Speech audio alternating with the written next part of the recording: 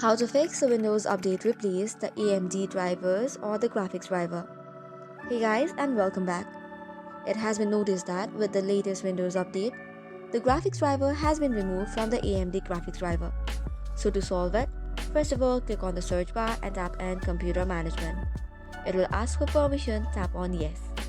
Once that is done, you will see this interface. Open it. Now from the left side panel, click on Device Manager. Now go to Display Adapters, right click on your display adapter.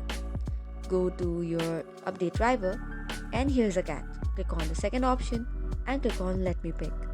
It will give all of the compatible drivers or hardwares on your device. Select the one that you want and tap on Next. It will then start installing the driver again. Once that is done, you can now access your original graphics driver. So this is all for today's video. For more such contents, do not forget to hit the like and subscribe button. Thank you and keep watching.